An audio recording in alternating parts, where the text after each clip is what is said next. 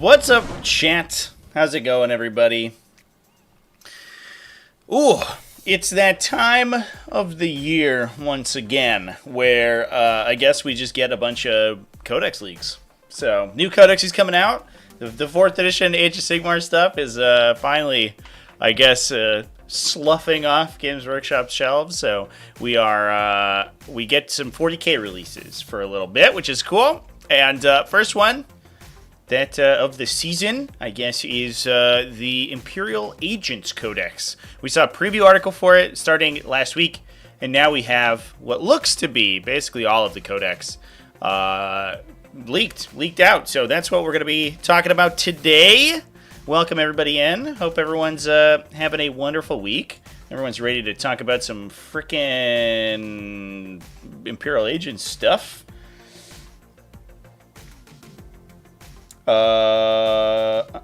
Yeah, let's dive in. I don't have anything else to say. Obviously, I think some other channels have covered this a little bit. I have had a chance to look at a few of the rules, but I have not looked at most of the new components or new mechanics. So this is a lot of it's going to be sight unseen for me, but I'm excited to dive in and get talking, get discussing, get agenting. I'm going to call my agent, and he's going to shoot someone, I guess. Yeah, let's go. Some people excited. I have heard some mixed feelings about the Codex so far. Some people seems like they're excited. Some people seem like maybe not so much. Maybe not that excited. I think mostly Deathwatch players. It sounds like, which is a little bit sad. This is the new Inquisitorial Retinue rule. And I believe that this was previewed on Warhammer Community. I don't think it's really changed. Obviously, there are these requisitioned units, which now have their own allotment, but 2 characters, 2 retinue units for Strike Force games in non-Agents of the Imperium armies. The big difference here is now Agents of the Imperium have an actual codex or actual detachments, so you're actually fully eligible to take a fully Agents of the Imperium army. I know it was theoretically possible previously. You did not have a detachment. You got to skip the detachment step of the build process, but the funny part was when they made that update, you did that after the step at which you would normally skip that step. It was stupid. But we don't have to worry about any of that stuff anymore. Now you just play a regular old Agents of the Imperium army if you want. Interestingly, there are no other abilities here. So the only army rule is that you can be played in other armies. These models don't have an army rule in and of themselves. So I think you are still probably hamstringing yourself slightly if you are playing full Agents of the Imperium. And I think that's probably the lens through which we should view this codex. It's largely going to be a toolbox for Imperium armies. I think that while it is possible to play it by itself, and you can probably be successful with it, I think generally speaking, you will probably be better off playing an actual army that has actual their own models, and using Agents of the Imperium separately. But if you want to play them together, we now have rules for it, which is kind of exciting. Yeah, you might as well. Yeah, you might as well have left it in the index for sure. Like, it's bad, right? Like, you might as well. You could largely any Agents of the Imperial army that you would construct would also probably be constructed out of a different army, because you are probably taking other allies in as well. And at that point, you might as well just let people do it, because it's like probably a worse version than just taking like a bunch of knights and agents and a Warhound Titan or something like that. So index, it wasn't very good, but also I don't think it really ever mattered, to be honest. So we have the return of Black Spear Task Force is now Ordo Xenos Alien Hunters as the detachment. You get the special Deathwatch mission tactics. So the detachment ability, you don't have an army ability for this army, and the detachment ability only affects your Deathwatch models. So this is very, very narrow focus. Sustained hits 1, lethal hits, critical wounds get precision. That's all normal stuff. The Beacon Angelus returns. You get Deep Strike, and you can Rapid Ingress for free, which is kind of nice. It would be cool if it let you duplicate Rapid Ingress. It doesn't, which is a little bit sad. But if you could get it with a second unit, that would be very useful, but I guess not. We're not today. Some interesting enhancements: 4+ Feel No Pain from Black Voice Shroud, Anti-Infantry 2, Anti-Monster 4 from Universal Anathema. I don't know if there's any devastating stuff in this faction. I think it's probably unlikely. So I don't know how useful that's going to be. And it's also only anti-monster. It's not anti-vehicle, which is a little bit weird. The Xenos hunters tend to be, they're all about killing monsters, but as we know, Xenos tend to also bring vehicles. So I guess we forgot about those ones though. You need a Riptide battlesuit? Can't do anything about it. I got nothing. It's clearly not a Xenos construct, obviously. Weird they didn't include Adeptus Astartes keywords for Deathwatch units. Having trouble understanding why not. Why they don't have the Adeptus Astartes keyword? Because they would then benefit from Space Marine faction abilities. I think that's the problem. I have a sneaking suspicion that the Drukhari Eldari synergy was maybe unintended, and they sort of messed it up. Because adding super faction keywords to everything is like old school GW design, and that's probably what they probably did was when datasheets made the transition over, they just didn't change what their keywords were. The fact that like Drukhari units are just regular Eldar for all intents and purposes is like a little silly. And that's not like that for any other ally inclusion.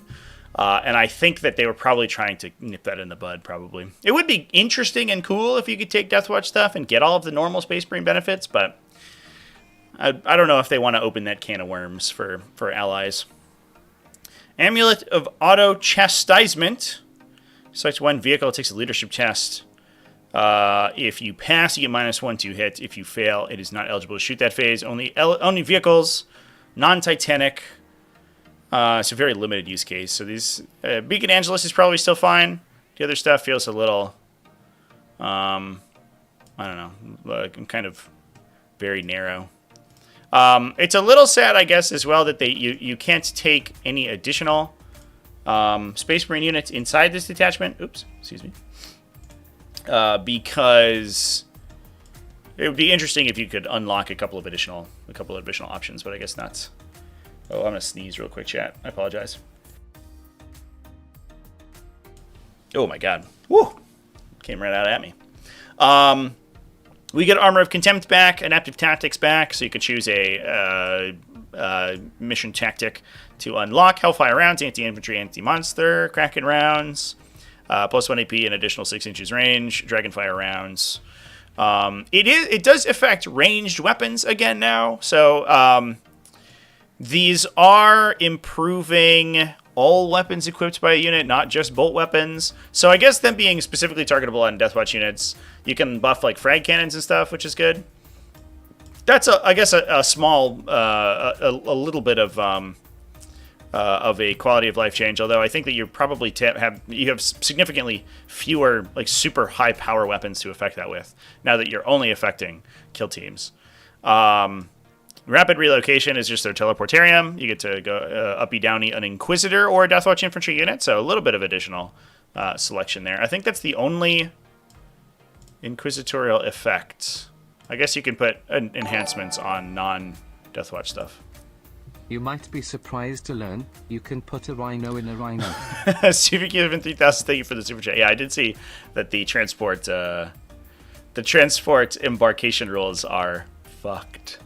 You can embark agents of the Imperial models, not any particular keyword besides that. So you could put Corvus Black Stars in rhinos. Probably day one errata.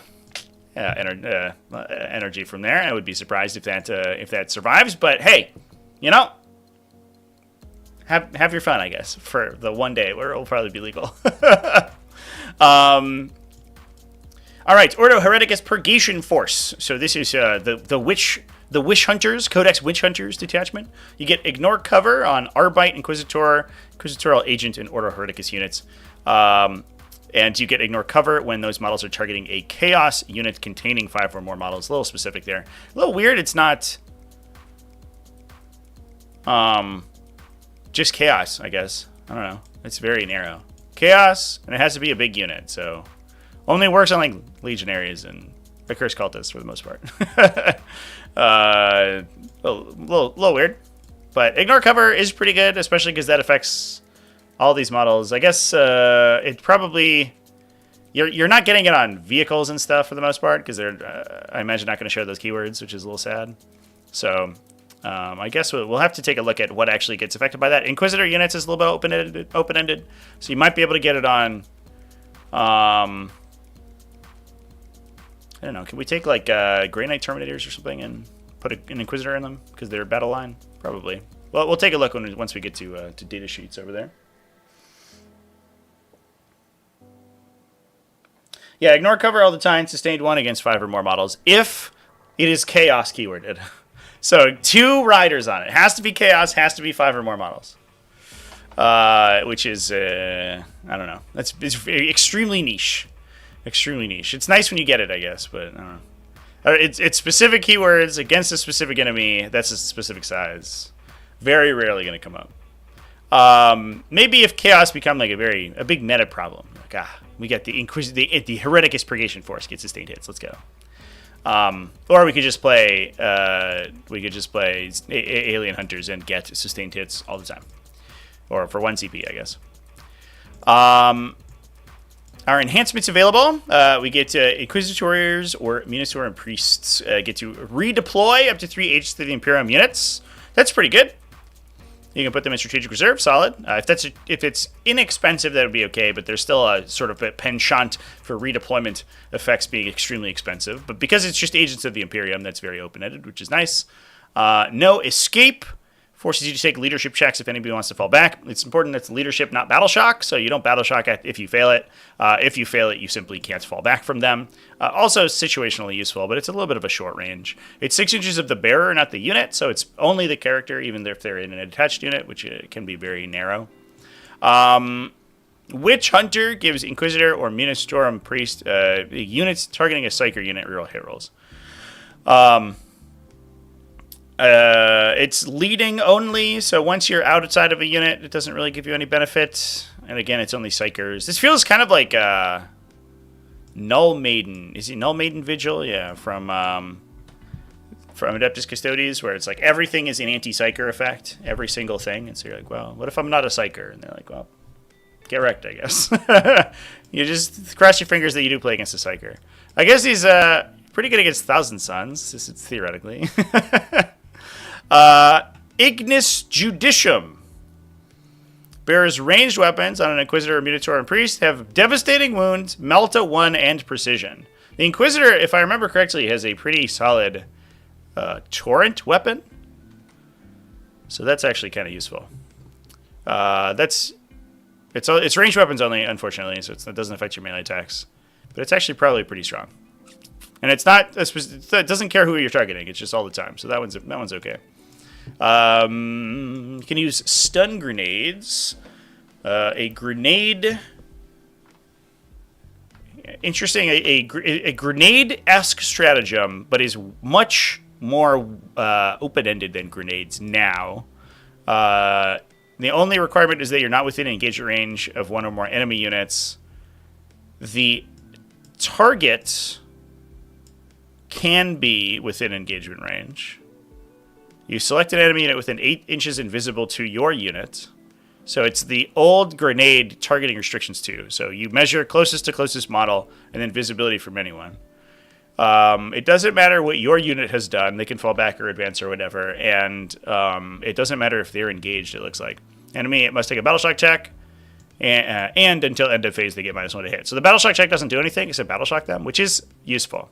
And this is also start of any phase excluding command. So you can potentially repeat it multiple times over the course. So this actually can be particularly powerful. And there's no restriction on it as well. So you can battle shock people during their turn. They move up next to you, and they go to declare a charge, and you go, start of charge phase, I'll stun grenade you. Take a battle shock. They fail the battle shock, they're OC 0 until their next turn, and can't reroll that charge with a CP. And then you can start a fight phase, target a different unit within 8 inches of the... So let's say that unit charges you. You can force a second battle shock check, because it doesn't care if the target unit is in engagement range, as far as I can see. And then force an additional battle shock check on them and give them -1 to hit in that turn. So this stratagem is actually kind of rad, to be honest. It's weird that you can't only use it once per turn with a unit, and B, you can throw the grenade into melee. And also, forcing a bunch of battle shock checks on people is great. If we can find leadership debuffs, this actually becomes amazing. And I think the Arbite, I guess it is Ordo Hereticus grenade, Arbite, or Inquisitorial agents, which I imagine is their retinue squads. I think Arbite's like auto enunciators had a leadership debuff. I'm not sure. We'll have to take a look. That's really wild. Yeah, that stratagem's actually rad for sure.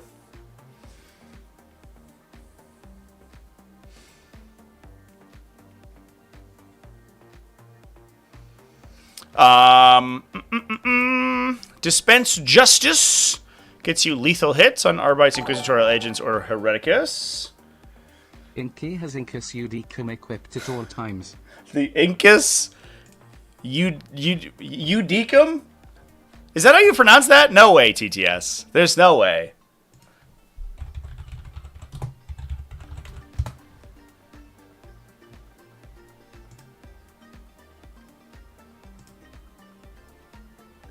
Udicum. Oh my god, it is. Eudicium. Well, this guy says Eudicium. I like that way better. I'm going with Eudicium. So it's not Judicium. Does that make the Space Marine fight first character a Eudiciar? Can we call him the Eudiciar? That's canon now. I'm locking that in for sure. Police are scary. I'm scared by police too, chat. If the police were like carrying around people's skulls and throwing grenades into ongoing brawls, and also they just openly carry shotguns everywhere, yeah, I'm giving it up, you know. They have my attention for sure. The Eudiciar, yeah, look out. Oh yeah, the Colexis has one, right? There you go, chat. That we're pulling the combo together. It's a little weird. I imagine that the Colexis cannot throw the grenade himself, which is a little strange, but it's probably fine. He has psych out grenades probably. So we can get shooting or fight phase lethal hits, probably whatever, but I imagine that these keywords are not that exciting for fighting. Inviolate jurisdiction or jurisdiction, maybe. You get a 5+ feel no pain if you're within range of an objective marker in shooting or fight phase. That one's not too bad because these are kind of your objective holders. I imagine Inquisitorial Agents, which could also be the retinue, I guess, which would be a 5+ a feel no pain and a 5+ invuln. So you're actually kind of difficult to kill, and -1 to be wounded, theoretically, if you have an Inquisitor in your unit. So you can actually make some tanky units, I think, in this detachment. Execution Order. Select one enemy character in your command phase in the battlefield until the start of your next command phase. Each time a model in your unit targets that character, you gain precision. Ugh. I guess that's probably okay. That's very niche, situational. Extremely niche. Line of Fire. Arbites Inquisitorial Agents. Have not been selected to shoot. You can target enemies that are within engagement range of one or more friendly units with ranged weapons, excluding blast weapons, provided the target is within 12. Well, I guess there's a through line here. We can throw grenades into melee, and we can shoot into melee now, so that's fair. And last but not least, exact punishment.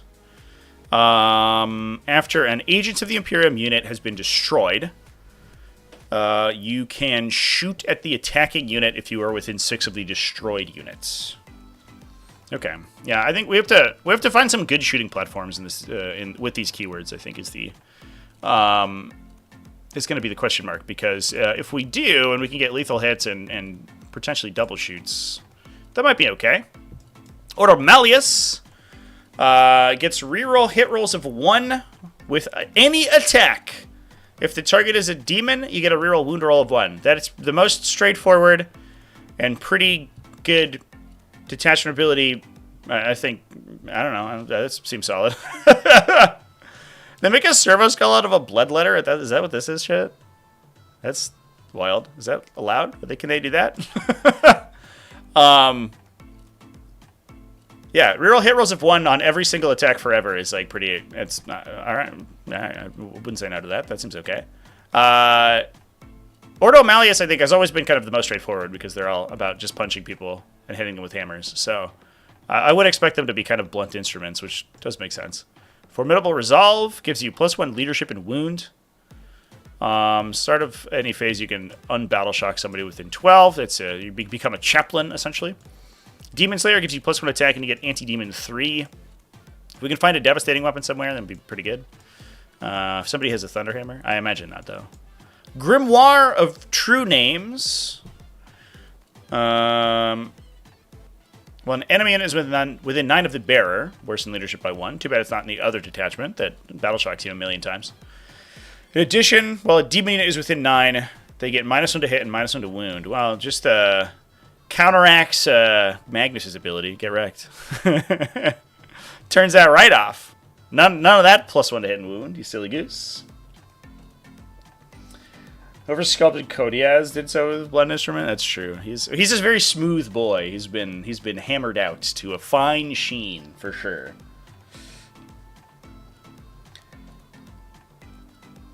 Bob, you said Agents of the Imperium don't have an army role. I don't disagree. I do kind of wish they had an army role.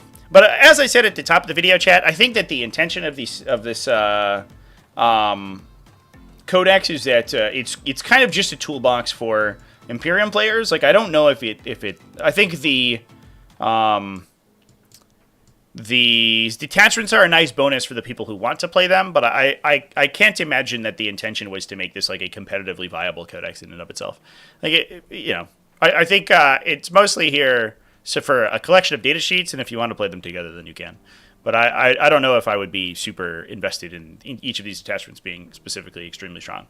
If you wanted to play an Ordo Malleus themed army and have a bunch of army abilities, you could put some Inquisitors inside a Grey Knight's army, and you'd almost certainly be better.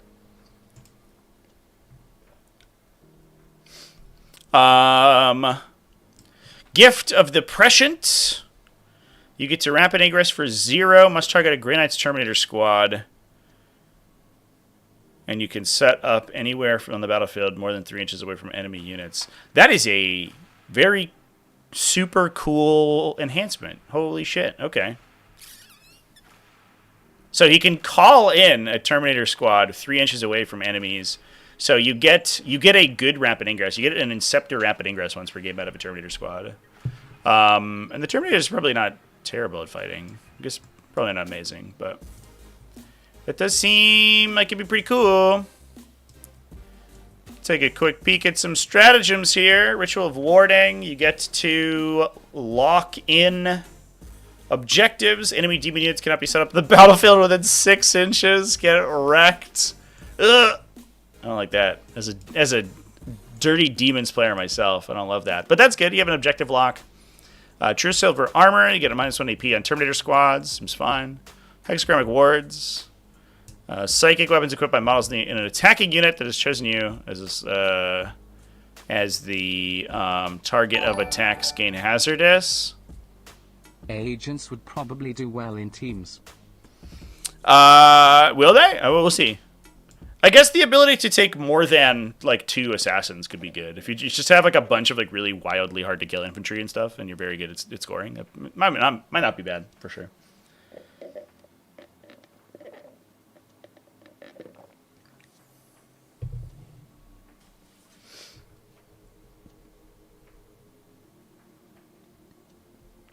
Would it be the same if demons did not have any army rule? Yeah. Yeah, I think I guess that's a pretty like fair comparison, I guess. Demons are kind of funny. We had a whole discussion about demons on Tuesday, I think. It was just very difficult. They seem like a difficult codex to build. Part of the reason, or to design for, part of the reason would be that you have to design them with the intention of them coming into any other Chaos Army in mind. So, like, that already makes this kind of a extremely difficult prospect for a designer. And I imagine Aegis of the Imperium are similar. Plus, you're basically designing 4 armies together if you're making demons, too. Because you have to make all of the allegiant factions both useful in and of themselves and in a combined army as well, which is a little bit tough. And even like sometimes you flavor Bellicor in there too, and it gets really complicated. You almost have 5 separate sub-factions. It almost like would be easier if demons were just 5 different armies and they could ally with each other. You're like, you can take up to 2 non-allegiant units inside your allegiant army, and that's the rule. But obviously that would make my cool monster match list less good. So I don't know. Rites of Exorcism. You get devastating wound targeting a demon unit. Such one demon's unit within 12 invisible must take a battle shock check if it's failed. Oh, only if it's failed. Oh. That's ironically good against demons not inside the demon codex. If you are Legiones Demonica, failing a battle shock check probably heals you. Or taking a battle shock check most likely heals you wounds. So you don't want to use this stratagem, but against like an Avatar of Cain or I guess Magnus or something, it's actually pretty relevant. It is in the fight phase. I guess it is a demon within 12 invisible to your unit. So they did fix the targeting restrictions that Surprise Assault has. You can't just like be using it every turn, but being able to, if you use it on something at the end of your opponent's turn, that actually could be pretty reasonable. Funny that it's really bad against demons themselves, though, because they have leadership bonuses and they get buffs if they pass the check. Steel Heart.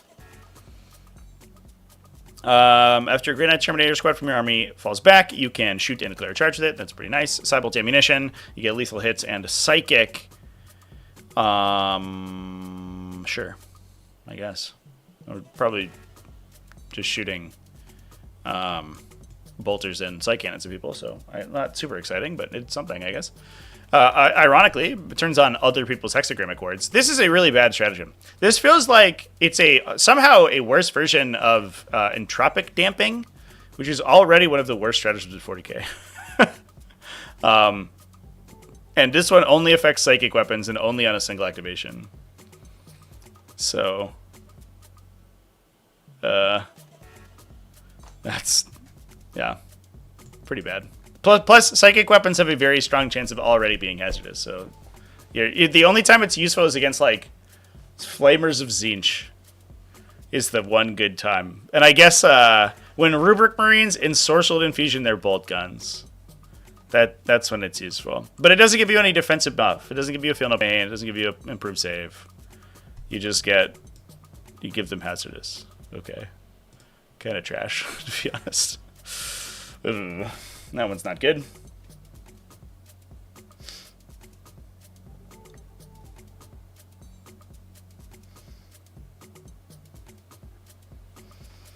Demons would work better if they moved away from god-specific stuff. Yeah, I mean, that's what the detachment is right now. But, like, you know that I mean, the army, I think, would be better if they just, like, forgot that, like, Legion's keywords exist and everything just affected everything else. But I don't know. It feels like a flavor fail. Like, maybe Bellicor could have an ability that, like, replaces your aura effects with things that affect all demons or something. It'd be kind of an interesting reason to include that guy. But you know that if they don't, at least in some way, lean into the Allegiant themes in a demon codex, theoretically, if we get one, then someone would riot. What? I don't get any benefit for playing my all Slanesh Demonette army? How dare you, GW? How could you? Imperialis Fleet. So this is the Voidsman at Arms detachment, the Eleusidian Star Strategist detachment. Start of your command phase, select one of the following to apply. You get +1 to hit, targeting one enemy unit on the battlefield for your whole army. Not keyworded specifically to anything. All Aegis of the Imperium. So I guess it doesn't work on allied knights. But that's pretty good. Acquired alcohol selected one objective marker on the battlefield. While in range of it, you get +1 leadership, objective control, and a 5+ vulnerable save. This detachment ability already seems pretty good. You get a little shitty, a kind of terrible Oath of Moment. Just a really bad Oath of Moment. But you can also flip it into a defensive thing if you need to. That's kind of sweet. I don't hate that. Digital weapons gives you selected to fight. You could get roll 3d6 on a 4+. You get a mortal wound. Mortal wounds that can be allocated as if they had precision. Kind of cute. And a little bit of a Hammer of Wrath punch. You know, a little chaplain ability in there. That's kind of cute. Definitely not bad. Clandestine Operation. Start of the declare battle formation step. To 3 agents of the Imperium gain infiltrators. Also good. You can't infiltrate Grey Knight Terminator squads. Okay, fair enough. But just being able to infiltrate a bunch of stuff is always good. And I think especially right now, when we're dealing with scouts and stuff being crazy strong, it's already looking solid. Fleet Master gets you once per battle round free CP usage of one of the 3 stratagems in the detachment. Violent Acquisition, Masters of the Void, or Close Quarters Barrage. One thing I like about this is that it's just these 3 stratagems. So it's the ones on the left side. You just look at the row of ones on the left side. Which ones do I get for free? Oh, okay. One of those 3. Cool. Combat Landers. Start to declare battle formation step. Up to 3 Voidfarers gain Deep Strike. Also good. Because I imagine that's going to be stuff that's good at utility as well. So I think that we're kind of killing it so far with this detachment. All of the first page effects are very nice. So stratagems. This one, it's 2 CP, but it can be reduced down to 0 with the enhancements. Targeting enemies on an objective marker in shooting or fight phase, you get sustained hit 1 lance and ignore cover. It's okay. Masters of the Void lets you set up in your opponent's deployment zone in the movement phase. Close Quarters Barrage gives you +1 strength and AP, targeting enemy within 12 on a Voidfarer's unit. This is, I guess, Voidfarer's character specifically. It's a little bit interesting. But I think the idea is that you're using like rogue trader captains to get stuff done. Emperor's Will gives an agent of the Imperium, not locked to Voidfarers. Shoot when you advance or fall back. Fine, I guess. Displacer Field gets in... I guess it is all agents of the Imperium, so you can do it when you, like, with Colexis Assassins or whatever. It's probably fine. Or even Inquisitor units. Displacer Field. An agent of the Imperium character from your army, excluding Assassins. Selected as the target of an attack. Until the end of the phase, get a 4+ vulnerable save. Unless your unit is within engagement range of 1 or more enemy units, you can make a normal move up to 6 after the attack is resolved. This is a really good stratagem. It affects the entire unit, right? Not just the model. So if you have enough models that a 4+ invulnerable save allows you to survive, you get a reactive move in response to shooting. That's really good. You can activation lock people really easily with that. This is a tricky detachment. I like this detachment so far, Chad. It's kind of cool. That one's sweet.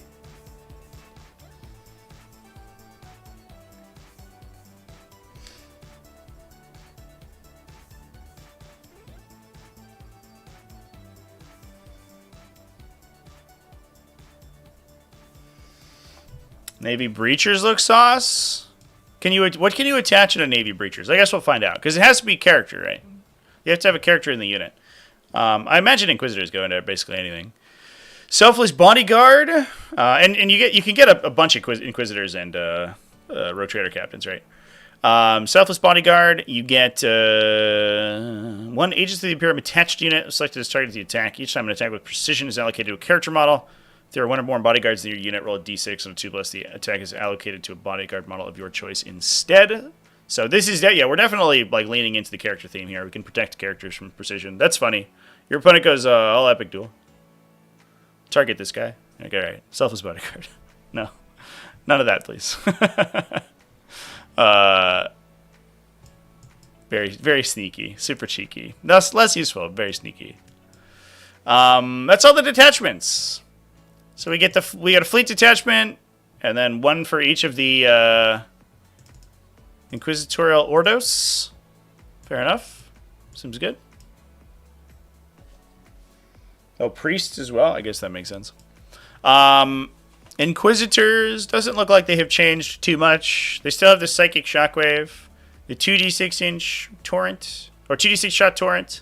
If you want to put the Devastating Wound, I guess it's already devastating. With the Melta 1 shot on that guy, it's actually kind of sweet. You can be a little bit of a ranged powerhouse, this dude.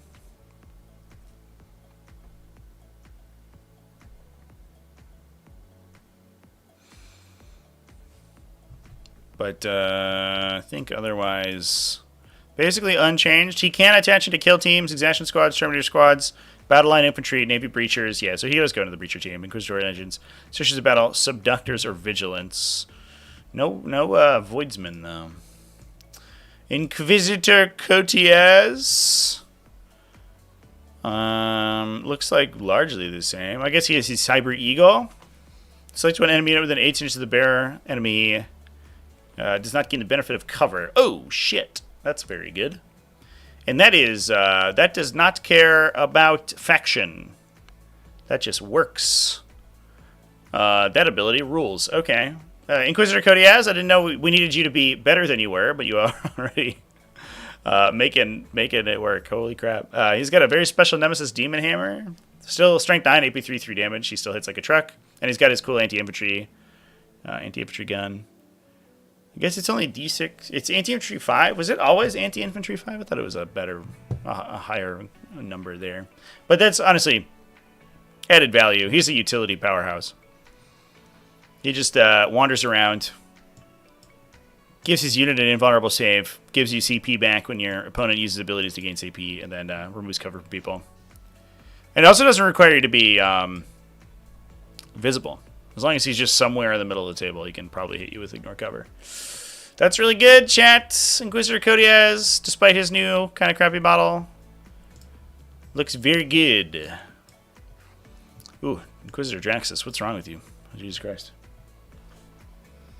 I know. Yeah, just get a recast of the OG Codex. That's going to be the secret sauce for sure. Kyria Draxus is back. For whatever reason, do I have a better version of this page? No, this is just this page came out really low res, I guess. Looks like it's largely the same. She still has her Devastating Wound Gun and her Tempest. So a bunch of 2 damage gunshots. She gives you +1 to hit against non-Imperium, non-Chaos. So theoretically Xenos units. Inquisitor Greyfax still in here as well. You get Anti-Psyker 4 on her unit, which is cool. I guess yeah. And she has Devastating on everything anyway. She gives you +1 to hit against models below half strength. Kind of weird she doesn't have a buff against Chaos, but I guess she's the anti-psyker person. And she's still leadership insane. Oh, she's leadership 6 now. Oh no, chat. We've lost the lowest leadership characteristic in the game. No! Inquisitor Greyfax, why? You were such a meme at leadership 4. Inquisitor Greyfax now just a regular tactical marine in terms of leadership. That's sad. That makes me sad, chat. Aw.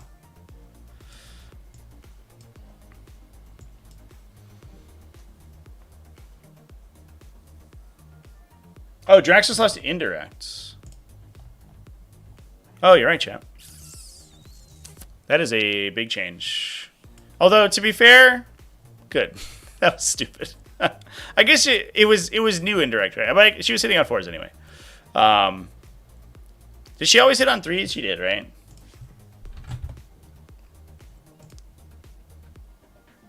Pull up our old data sheet and just make sure I didn't miss anything else. She was always kind of awkward at shooting. But the number of times that I randomly lost utility units to Draxus shooting at them was a little bit annoying. Yeah, she always hit on 3s. So she didn't really get affected by the new indirect fire change anyway. Oh, but I guess she gave herself +1 to hit a lot of times. So she was hitting on 3s against Xenos stuff. Which I probably saw happen quite a bit. And then she would usually convert 100% because of the sustain. So, I don't know. I think that's probably fine. I think she still played. Just a little bit less silly. A Navigator. Enemy units set up on the battlefield as reinforcements cannot be set up within 12. Holy shit, chat. Did this use... So there was the Mystic attachment in the Inquisitor, in the retinue, right? This is a little frustrating, I'm going to be honest with you, everybody. So, Imperial Agent with Omni Scrambler? Are you kidding me? What the fuck?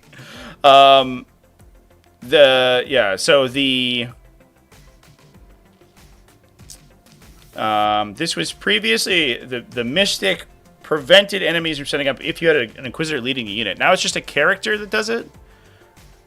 Chad, I hope that these models are like wildly just hyper expensive, because that's super annoying. Start your shooting phase, select one enemy within 12 inches visible. You must take a battle shock test if it's infantry -2. If it's failed, you suffer 3 mortal wounds. What? This guy's insane, dude. What the fuck is this unit? And a 4+ invulnerable save, just in case. They're Archaeotechs. They're just like better Archaeotechs. Jesus Christ. I hope they're 70 points. Oh my god. Ministorum Priest. Oh, look at that Black Fortress Ministorum Priest. What a Chad that man is. Gives sustained hits 1 to a unit once per battle in the fight phase. You get +3 strength and attacks. You get a little finest hour action going on over there. And he can attach into Inquisitorial Agents, Navy Breachers, Subductors, Exactions, Vigilance, Sisters of Battle, and can double attach in an Agents unit with an Inquisitor. Okay. Not into Grey Knight Terminators, importantly. Which are probably going to be the only good melee unit in this Codex, I imagine.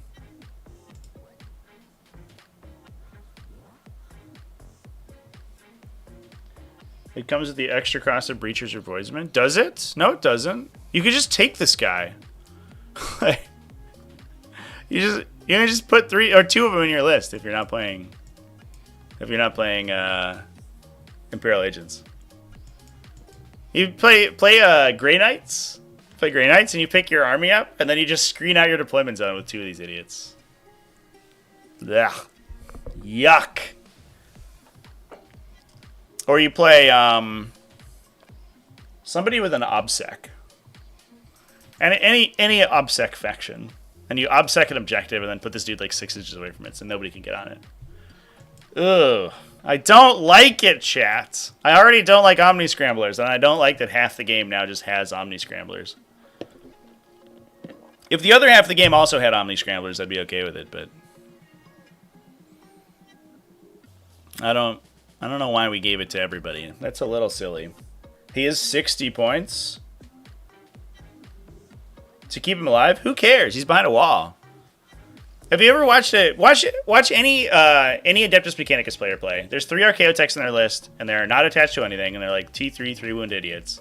And it doesn't matter if they die, because they're never going to be in line of sight. You have to have like actual artillery to shoot them, and then you're wasting time on like 30-pointed like characters, and they just screen your deployment zone for like 100 points.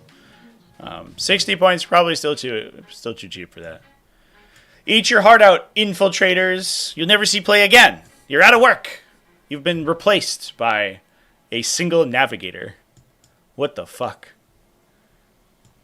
Okay, so here's the Inquisitorial Agent unit. Okay, so it's no longer Henchmen, which I guess Henchmen is a very is an interesting name, but it does make sense that we would want to call them agents instead of henchmen. Henchmen sounds like they're nefarious, which I guess the Inquisition kind of is, but we want them to kind of feel like the good guys, I guess. Yeah, people aren't really taking Indirect, so they might now if everyone's got like 1 or 2 stupid navigators in their list. Oh my god. Oh man. Yeah, so 1 wound on the Inquisitorial Agents. Up to 10 of them and 2 gun servitors, so up to 12 models theoretically. And it looks like they're just they're sort of like basic light infantry now. They're not really the same. They're not as characterful as they were. -1 to be wounded if an Inquisitor is in your list. Once per battle for each tome skull the unit is equipped with, which is for every 5, so you get up to 2. Start of any phase, you select one agent of the Imperium unit that's battle shocked, and or one enemy unit within 6 of this unit. Friendly unit unbattle shocks. Enemy unit takes a battle shock check. You like you scare him. You scare him into submission. Look out! We're gonna come get you. We're the Inquisition. Oh no! Do a little devastating action. We found some devastating damage. So that's exciting. 1 per 5 can have an Eviscerator, 1 per 5 can have a Plasma Pistol, 1 per 5 can have a Mystic Stave. Inquisitors attached mean that they don't count to retinue selections. So if you are non-agents of the Imperium, then you can take up to 2 of these and 2 other retinue units, so it's kind of good. But I don't know, I'm not that excited about these guys, to be honest. They're just a collection of ranged attacks that give Inquisitors -1 to be wounded. If they're very cheap, I guess, like, who cares? But I don't know how cheap you want to make Imperial agent units, because then you give them to Imperial Knights, and that becomes problematic.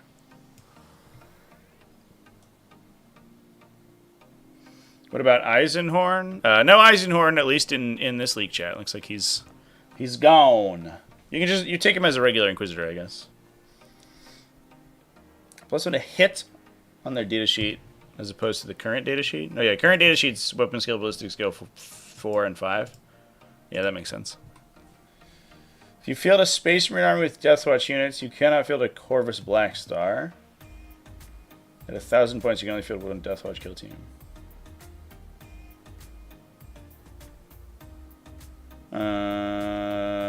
Yeah. Well, so the retinue restrictions are only for non-agents of the Imperium. So if you play Space Marines and you ally in Deathwatch kill teams, then yes, you're right. If you're playing, like, quote-unquote, like, actual Deathwatch, if you're playing Ordos, like, Xenos Hunters, then you just take fucking as many as you want. However many is allowed. If they're battle line, you could take up to 6. So the restriction only counts for non-agents of the Imperium armies. It's for allying in. It's a little weird. Like, their only army ability makes them worse at being included in other armies. They did Legend the Jokero Weaponsmith chat, yeah. He is gone. Which is a little sad. No more monkey. No Jokero Weaponsmith. No Demon Host. And I guess no Mystic, but, like, what is a Mystic anyway? It was just a little, like, Navigator guy. Demon Host is sad. That model was definitely showing its age, though. Oh my god.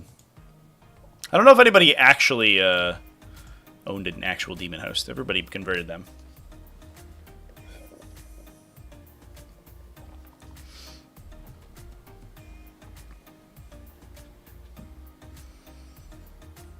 The leak was the entire Codex. To my knowledge, it is the whole Codex, chat, yeah. It's like 32 pages of datasheets and detachments, so I believe that that's all the content in the faction. Obviously, there could be more that we're missing, and I guess we could check the page numbers. I think they all line up. This one doesn't have a page number, so this one we can't check. Yeah, it looks like the page numbers line up, so I think we are close to, if not all, of everything. All right, Navy Breachers. Let's go. Still 4-up save. They're OC2 guys. They used to be OC2. That's kind of cute.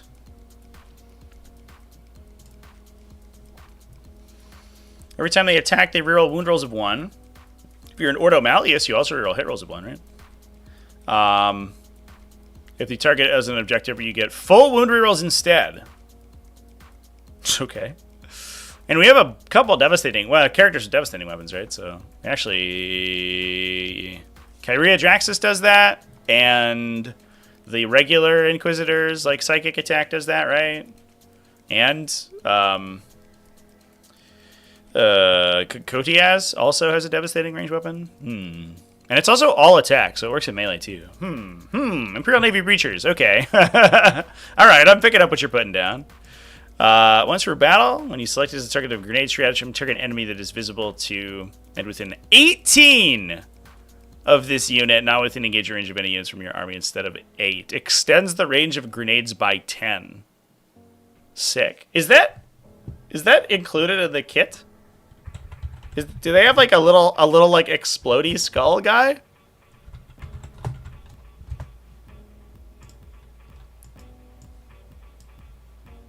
Oh, look at him! I never noticed this. Does this guy have a mechanic previously? No, he wasn't represented. Look at this little guy. He's got a little tiny bomb. How did I not notice this guy before? That's amazing. They just send out the servo skull and he blows up on you.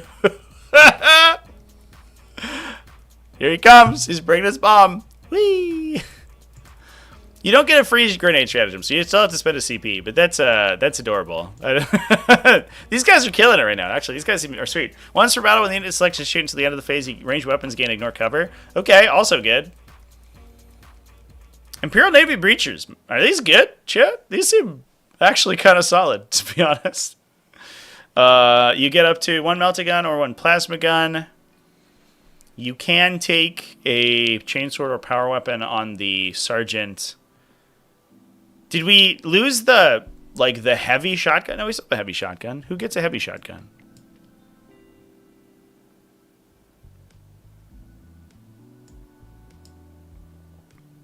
One guy has a last volley, so it's 4 shots, strength 6. And one guy has... Am I insane? Oh, here we go. Heavy shotgun. Yeah. So you get a last volley guy and you get a heavy shotgun guy. So the unit gets 1 special weapon, a 4-shot strength 6 weapon, a 4-shot strength 4 weapon, and then 7 2-shot strength 4 weapons. So, are they 2 or 1 for the regular shotgun? They're 2 within 12. That's a little slow. And the last volley can't advance and shoot. So it's the unit's a little anti-synergistic with itself, I guess. Oh, and a demolition charge. Okay. All right. Whoa. These guys have a lot going on, chat. This unit seems really good. I'm gonna be honest with you. Wow. I thought you could split them in an immolator. That would be busted for sure. Can you take immolators in this army? Is that a thing? I guess I'm not there yet. Don't spoil it for me. Rogue Trader Entourage. Oh, okay, here we go. Rogue Trader is a character. So it's a character unit. You get... you can infiltrate a unit during battle formation step. You can infiltrate this unit during battle formation step. And then if you're in the detachment... So if you're in the Rogue Trader detachment, you can infiltrate up to 4 units. Holy shit. And you can redeploy up to D3 battle lines. Whoa. With infiltrators? The Rogue Trader detachment, unironically, seems really good too. Especially because if you can give +1 to hit to like the Navy Breachers also, and their wound rerolling, their damage output becomes kind of okay. And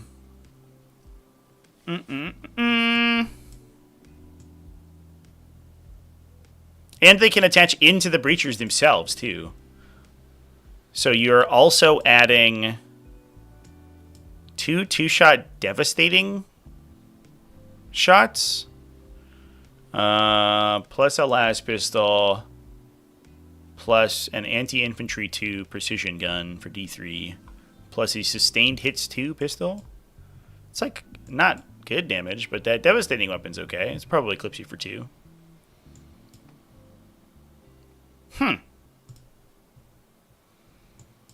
Interesting, chat. Voidsmen at Arms still around. They get lethal hits targeting the closest eligible enemy. Still got that rotary cannon. 6 shots, sustained 1, strength 6. Oh, hits on 5s. Volume, not accuracy. And they can attach to the Rogue Trader retinue for free without taking up your retinue slot, which is nice. They're OC2 as well, which is also nice. Little outshone by the Navy Breachers, but you know they're cheap. They're cheap probably, and they have a cool gun.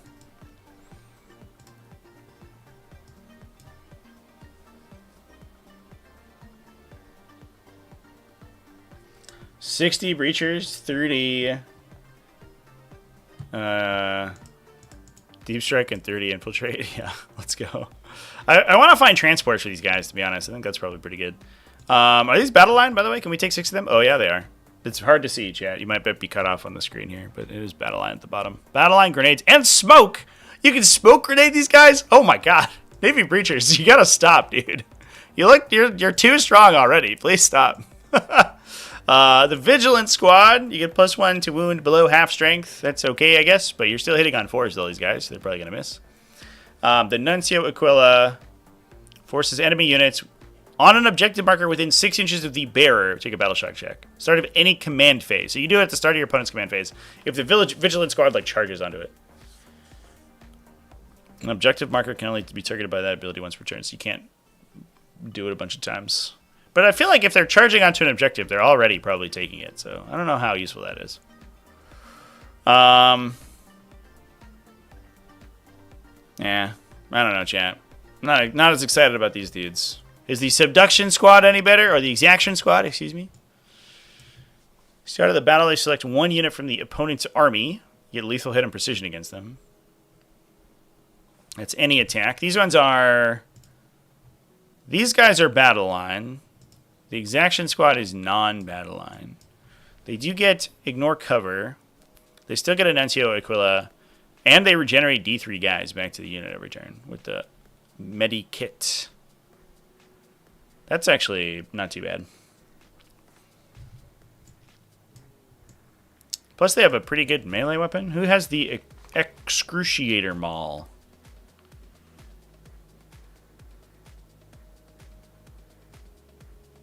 One guy gets it. Okay, that's less exciting. And 2 can have shotguns, grenade launchers, or Webbers. I kind of feel like you're taking Webbers. Torrent, Devastating Wound seems pretty good. But, yeah, I mean, I guess it's alright, chat. I don't know. These guys feel like they're kind of missing the point here. Subductor Squads get to fight on death on a 4-up. Okay. And they have like a really mediocre melee weapon. Okay. They have a 4+ invuln save, I guess, so they're kind of tanky. I wish you could take these guys in 5s. I feel like I'd be more excited about them. But the fact that they're 10s is like, just feels really mediocre. Adeptus Arbites, I'm not sure about you guys. Bit of priest with them, I guess? Yeah, maybe. Get sustained hits. Feels like a lot. We could just be taking more Navy Breachers. It just feels like space that's being taken up. Navy Breacher space. We could just buy more Navy Breachers. Grey Knight Terminator squads are just regular Grey Knight Terminators, it looks like. Oh, you can only take 5 in a unit. Ooh.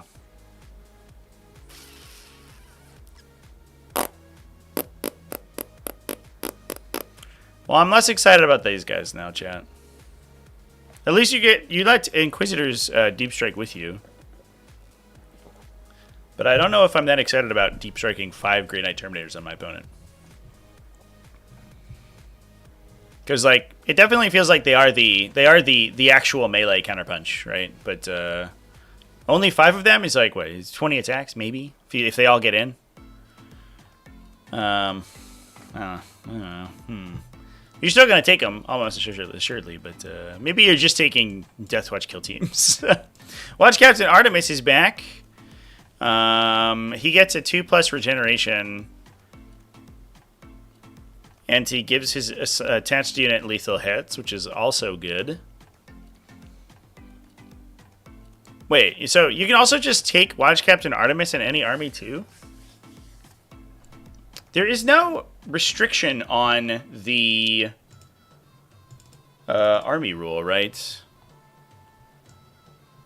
Yeah, just agents of the Imperium unit. So every Imperium army now gets a 2+ regenerator as well. I think this codex is as less exciting in and of itself, but we have a Fabius Bile from Wish and an Archaeotech for any Imperium army that wants it. I don't know if I like that, chat. That seems really good, to be honest. He also shoots D6 devastating anti-infantry shots. He's like a sick gun and is good in melee. Watch Captain Artemis seems like an absolute fucking Chad. He's only 4 wounds at least, and he comes back with 1. So at least he dies almost instantly the second turn. But if you're shooting at him, he will probably just not die. So he just holds on to objectives forever. Yeah. Well, that's a way to make Watch Captain Artemis pretty good. Jesus. Grey Knights with Stern, Artemis, and 2 Navigators. Yeah, that's what I'm saying, chat. Like, this Codex, I think as a Codex itself is very bad. As an attachment for other Imperial armies, this Codex looks fucking nuts, dude. Like, any random Imperial army. Like, Sisters now have Omni Scramblers. Like, fucking Sisters can have Omni Scramblers. What? Why? Why are we doing this? This is insane. Watchmasters, it looks like, are largely... I guess they lost their Lord of Deceit, and they got Rites of Battle instead. Which I guess is a side grade. Lord of Deceit would probably have been better in this faction.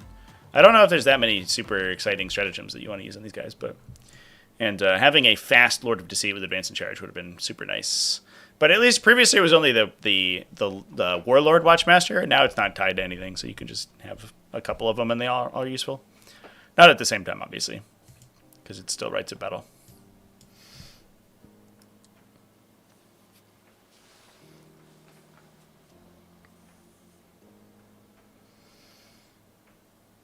Yeah, the Artemis can only lead kill teams, yeah.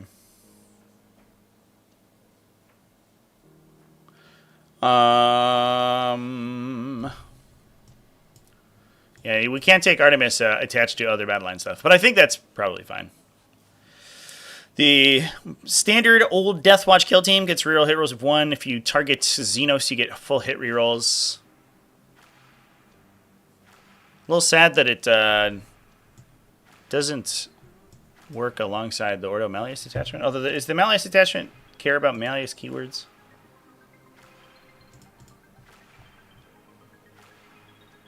Oh, Inquisitors. So if we attach an Inquisitor to them, then we get stuff.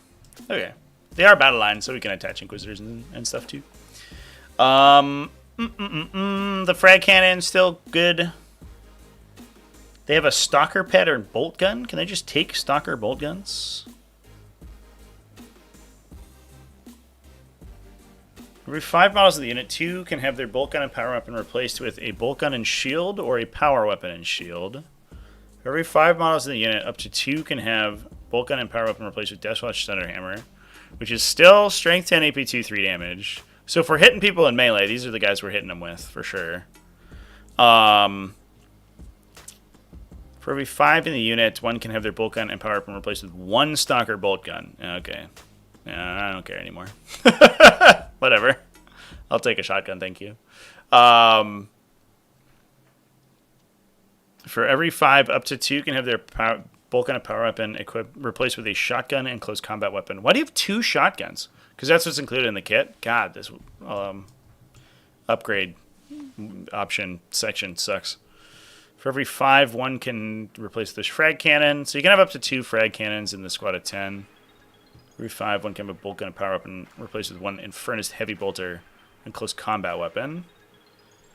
1 can be replaced with Black Shield Blades, which are Strength 5, AP 2, Damage 1, Twin Linked. It's okay, I guess. 1 can have a Xenophase Blade, which is devastating.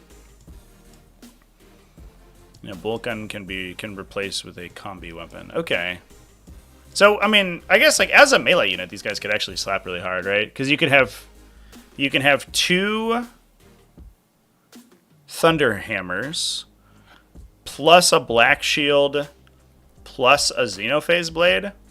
So you have 4 Strength 5, AP 1. I guess it's only 1 damage, so 1 damage is a little sad. But 4 Strength 5, AP 1, or AP 2, 1 damage, devastating.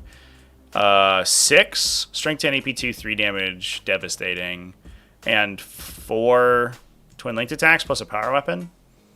Like, they actually punch pretty hard for what is probably just a not particularly expensive unit, which probably pay 110 points or something for them.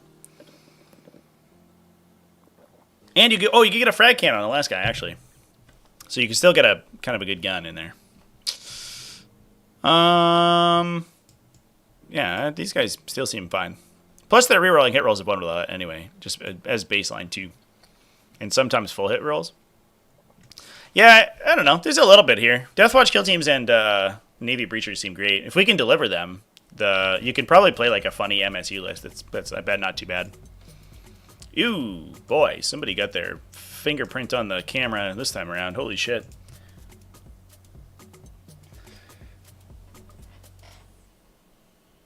Like Death Guard Marines? Yeah, for sure. Yeah, you're like... and I bet there's some character combinations in here that are probably pretty good. Like, can we attach Preachers? Inquisitorial Ages? No, we can't. Okay, we're not getting sustained hits from Preachers. It's a little sad. We can get a situational +1 to hit from Kyria Draxus. We can get +1 to hit maybe from Greyfax. The regular Inquisitor doesn't really buff the unit that he's attached to, but he gains buffs from his unit. Although I think that you just attach these guys into Navy Breacher squads, and they just fire like 1 trillion devastating shots at your target. Honestly, I think like 3 Inquisitors in 3 Navy Breacher teams actually seems pretty good. That's just like that's a lot of full rerolling devastating shots. Like, I don't know. We're getting somewhere with that. If these guys aren't too expensive, because previously they were kind of cheap. But if these guys aren't too expensive, I bet they're not too bad.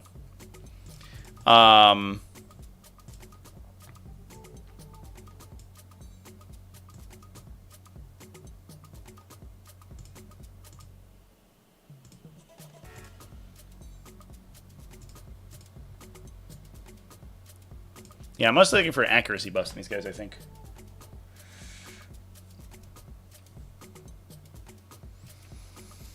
There are a lot of options that you wouldn't take in these for sure. There's a lot of like, oh, check it out. We get a Stalker bolt gun. All right, who cares? 2 models can have 1 Deathwatch shotgun. All right, I can take the 2 shotgun guys. I guess the Deathwatch shotguns are 2 damage. I didn't realize. That's actually not too bad. That is much better than the Navy shotguns. Eat your heart out, Navy guys. Range 12, 1 damage versus fucking range 18, 2 damage. Okay, that is a much larger shotgun shell there. But when you're... Oh, you could get a frag cannon and an Infernus bolt gun. An Infernus bolter. Wow, okay, yeah, there's a bunch going on here. That's Deathwatch. The Deathwatch team still seems okay. We get the fuzziest Corvus Blackstar datasheet ever. I think this is mostly the same, right?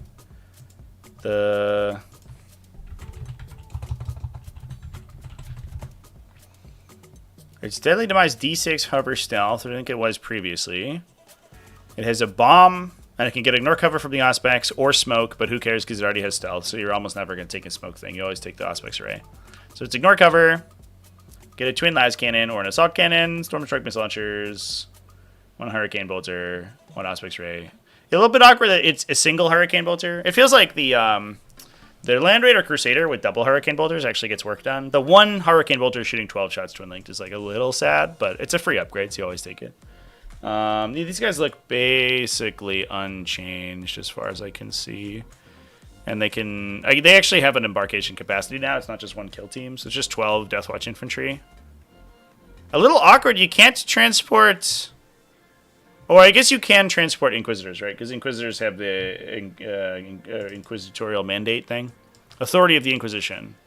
So they can always embark. So we can put Inquisitors in these guys if we want to, but I don't know if we're that excited about it. Without the ability to dump out like stupid big kill teams, I don't know if I'm that into Corvus Blackstars, to be honest. Like their shooting isn't very good. They're an okay transport, but they're usually too expensive because they pay extra points for being an aircraft, and they can only really ever deploy stuff by like bottom of 2. So they're kind of like you can't alpha with them because they always start in reserve. So I don't know. I'm kind of mediocre. I guess I'm lukewarm on the old Corvus Black Stars.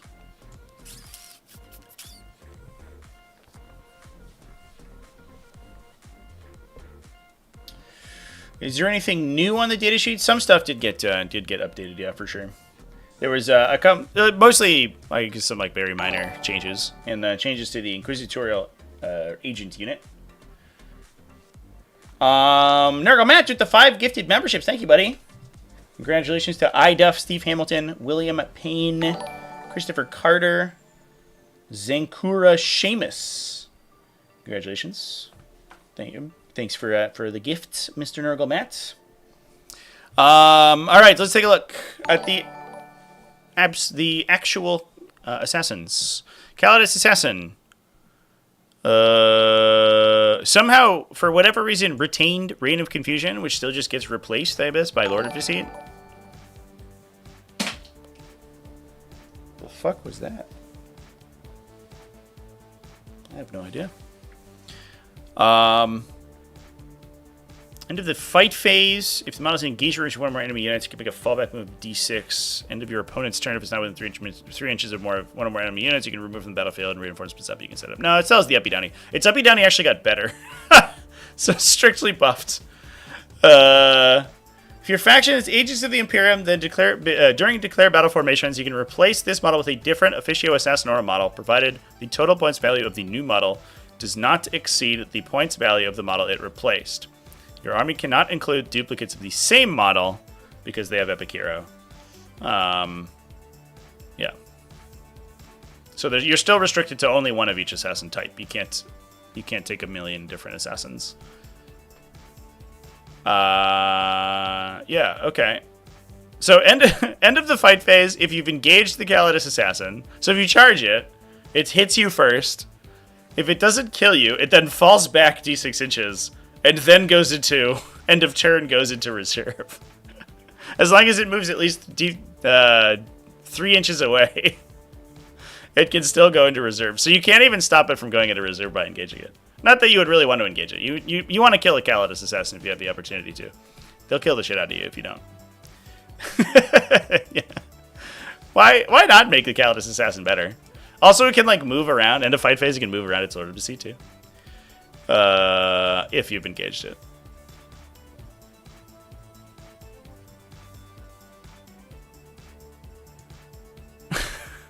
Okay. Sure. Calidus Assassin. Let's make you better. Whee! Yeah, flex if you're playing Agent of the Imperium. Yeah, if you've chosen that as your faction. Yeah, I think somebody was saying that that's basically the faction ability. Which makes sense. That's kind of classically their effect. It was a little weird when it totally disappeared. Eversor Assassin has the same ability. Scout 9, which is the same. It no longer has its combat drug mechanic, so it doesn't choose a drug to inject every turn. It now just advances and charges all the time. Does it now just have every drug all the time? Jesus Christ. Do they have like a million extra Imperial Assassin, like Officio Assassinorum kits left over in the GW warehouse? And they're just like, guys, we need to sell assassins. Because somehow we didn't sell enough Calidus Assassins in the beginning. Yeah, so it used to be able to advance and charge, gain precision, or gain sustained hits. Now it has all of them. Sure. Why not? You know? Why not? I guess, it lost its free heroic intervention. That's what it lost. But once per battle in your movement phase, it can use this ability before it makes a normal move. It gains 6 inches movement 3 to its attack's characteristic. So it's a solitaire now. Oh my god. Oh my god.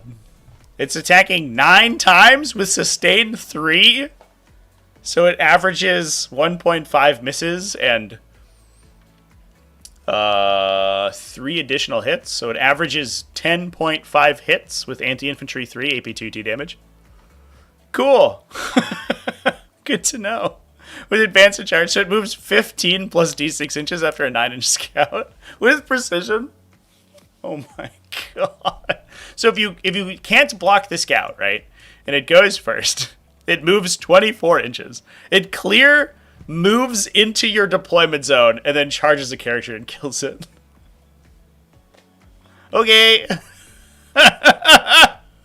What the fuck? What the fuck is that? That's insane. It's absolutely nuts. This thing is ludicrous. Oh, it's normal move. Oh, you're right. You're right. It's only moving 24 inches, not 30 inches. You're right, chat. I guess it's... Yeah, it's weird that it has both abilities. That is a little confusing. But yeah, you can only move 15. Olympic gold medalist. Yeah, Usain Bolt, this dude. Oh my god.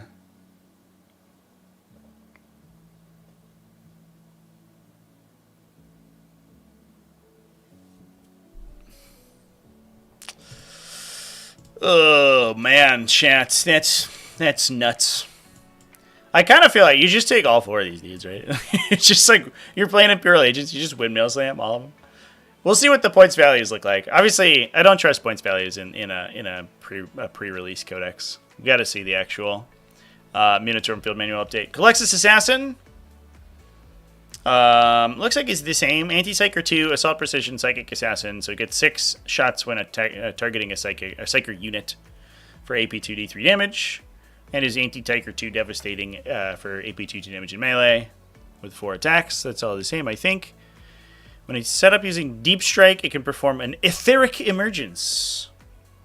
If it does, you can go 3 inches away from enemy units, but cannot declare a charge. Okay. So he's just like the best utility unit in the game too. Sure. Once we're battled at the start of any command phase, you can use the Soulless Horror ability. Each enemy unit within 9 must make a battle shock check, subtracting 1 from the test, or 2 if it's a Psyker. Oh, so it doesn't have an aura of a leadership penalty aura anymore, right? Did it do that previously? But we can stack additional battle shock. So I guess like theoretically you can ingress it in like a weird place in your opponent's backline. Not against other Imperial armies though, because you're gonna have 2 fucking navigators. And then you could start of your command phase, or you deploy on your turn and then start of their command phase, you force big battle shock. Either way, you can use it to flip like their home objective, I think is the idea. Yeah, so you used to have a 6-inch aura of -1 leadership. Now it's just a once per game burst. But he just has the Tyranid army ability for as a lone operative guy. Okay. Whatever you say, chat. These assassins are all silly. They're very good. These are extremely good units.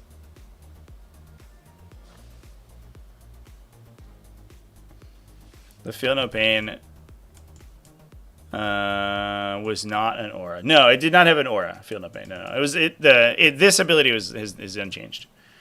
It used to be -1 leadership within 6, -2 if you're a Psyker, and then once per game it can also force a battle shock check. Now the aura of the battle shock checks it forces is larger, but it doesn't have the passive effect. So it affects things in a wider area, but for not as long, basically, is the difference between the new datasheet and the old datasheet. But being able to do that and 3-inch deep strike them is crazy. It's wild that they would... Like, I'm curious, regarding where this is coming from, because these were not units that were untaken, right? Where are we like, you know what? Nobody's taking assassins. We should buff them all. What is that? Nerf them. They're taken too often. Where are we buffing them? I don't get it. Maybe they're adding abilities so that they're way more expensive. That would probably make sense. If they're like a one-off thing and they're like 150 points, then I get it. But if they remain in like between the 90 and 120 range, it's going to be crazy. Everyone's going to have 2 assassins in their list. Vindicare Assassin. We saw this one in the preview article. Selecting targets for his rifle, you can fire a shield breaker round. You can +1 to wound, and any successful wound scores a critical at strength 8. So he's probably winning you on 2s if you're a non-vehicle. Vehicles, he probably wins on 3s or 4s, almost certainly. He get an lone operative, and he devastates for D3 +3 damage. And it is specifically the Exodus rifle, so he can't use it with his pistol, which is good, because otherwise he could just clip out a bunch of people. But the pistol's still incredible. Devastating, strength 6, AP 2, 3 damage, 3 shots, ignore cover. So if you need to kill a bunch of Gravis Marines, he's here for you. And he ignores Lone Operative, which is cool.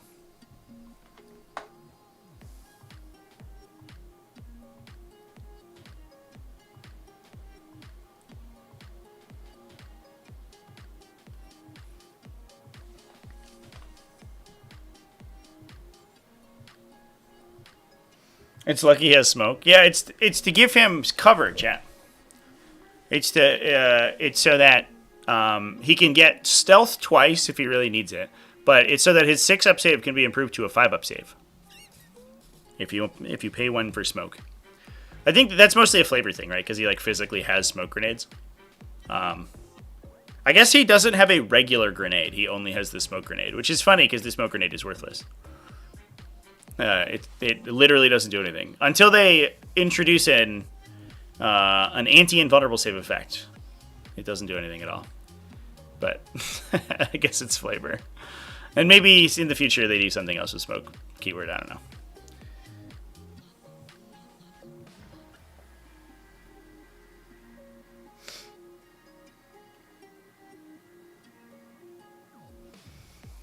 Maybe Aegis of Imperium have a niche in smaller games. Yeah, I'm curious to see how the army works by itself. I think, having reviewed the datasheets, I think there's more here than was anticipated. You can clear infantry for days, right? You just have like normal stuff. Punching through armor is going to be tough, and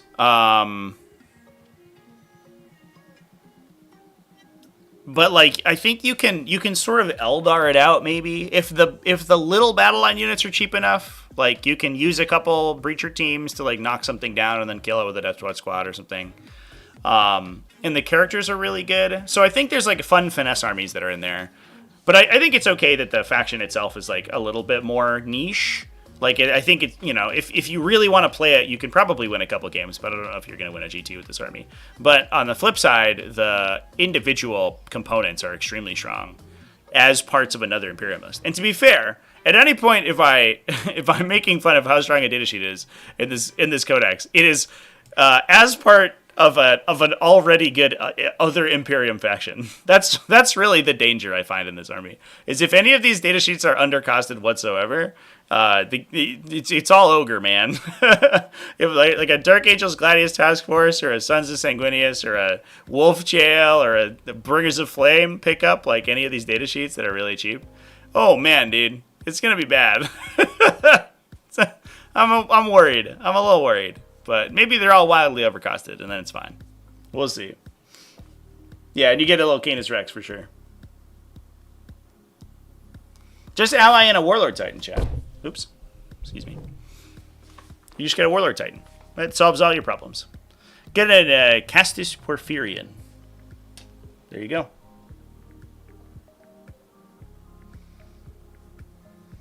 Might be better to run Armigers. Yeah, actually, Armigers might be okay, too.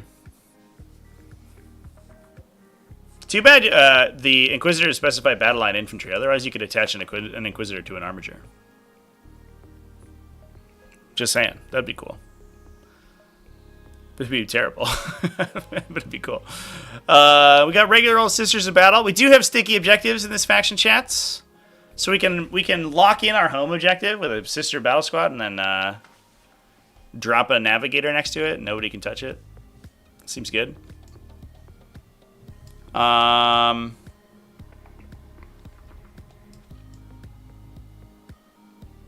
We do have access to multi-meltas, but we don't have any.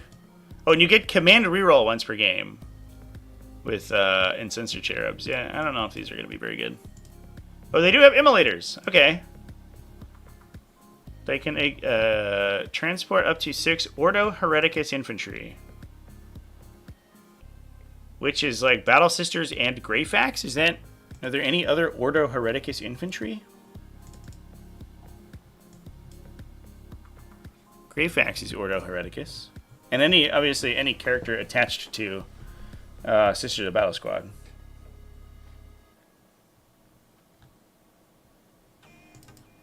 Our inquisitorial agents, they have an Ordos keyword. They do not. It's a little interesting that you don't like choose a keyword for these guys or for the Inquisitors, right? And maybe they're locked to that keyword when they attach, but it would let them go in. I guess they don't need to attach into here. But it's like weird that you can't put an Ordo Hereticus Inquisitor and its retinue inside an emulator. You can only put it in if it's attached to a Sisters of Battle Squad. These ones have a cover ignoring, which is good, but also you get it on Codex, so maybe less useful. And they are dedicated, right? Yeah, so you have to take Battle Sisters with them, which is a little bit less exciting as well. It's way worse than Adeptus Sororitas emulators.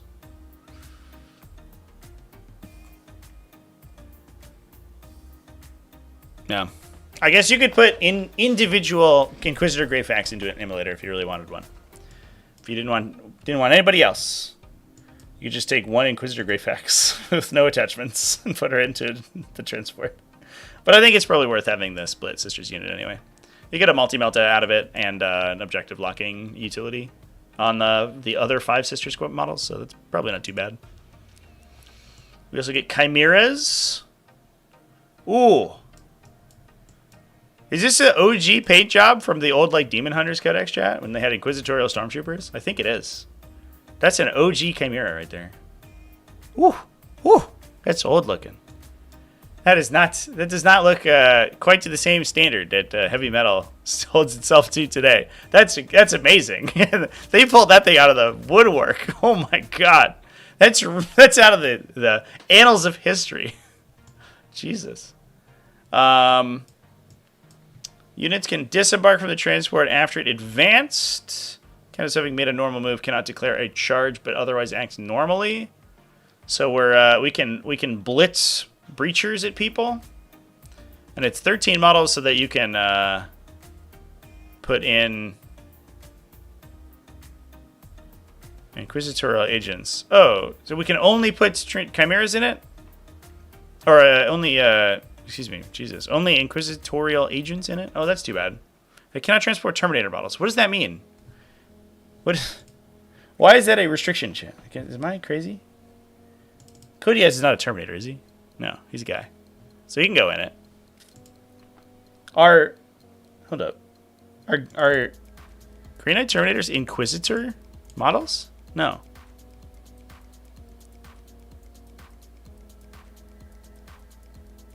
Maybe that's a Hector Rex restriction.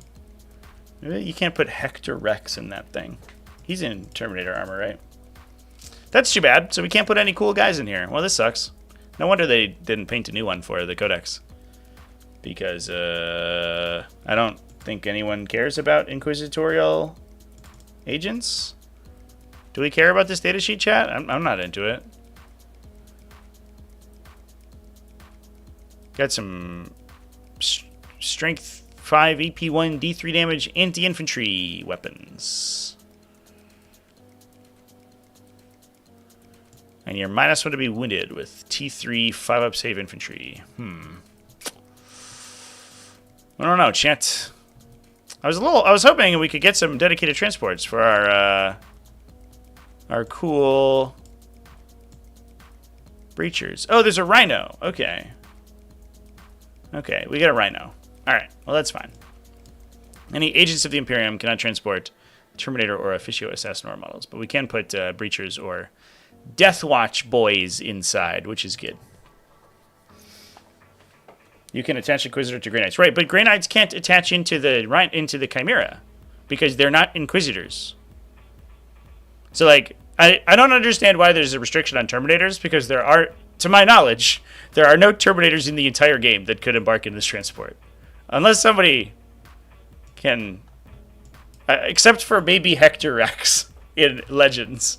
Is he a Legends datasheet, chat? Does he even have a datasheet?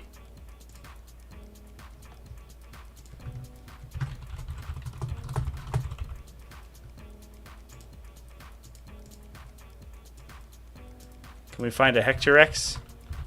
No. Where is he? No! Hector, come back! Yeah, I literally don't think there are any Terminators that could embark in that Chimera.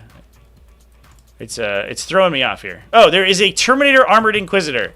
Ah, here is where Hector X is hiding. He is a generic Terminator Armored Inquisitor now. But he can embark into any transport that its bodyguard can embark in. So... Wait, what wins? If I have a Terminator Inquisitor attached to... Our Inquisitorial Agents battle line, can you attach Inquisitors to them? No. Okay. So he, I don't think, can attach to anything. Oh no, I've closed the window. What's wrong with me? Alright. Okay. So he can't attach. So I guess you cannot take a lone Terminator Inquisitor inside a Inquisitorial Chimera. We figured it out. Get wrecked, Inquisitor and Terminator armor. Get absolutely shit on. You can't go into a Chimera. We found the line, chat. Oh my god. No, Hector X was an old Forge World Inquisitor model. Let me find him for you. Here he is. This model was... Oh, God. Is that really the resolution? Holy shit. This guy was really meta for a hot minute in, like, 8th edition, I think. He was meta for a sec. He had, like, a ton of... He was one of the strongest psychic deniers in the game. I think he had 3 denies, and he had a deny bonus. He was like a psyker, but couldn't cast spells, or he was like really shitty at casting spells. But he's like an anti-psychic guy. He didn't like psychers very much, so he had a lot of anti-psyker stuff. Kind of Mortarian energy. But he is the OG Terminator Inquisitor. It's old Hector Rex. Little 40k history for you there. This is a cool model too, honestly. The Resident Inquisitor models are always sweet. So it's a little sad we lost them. And he had his little retinue of midgets. He had a Watcher in the Dark? Is that a Watcher in the Dark? That's cute. That's cute.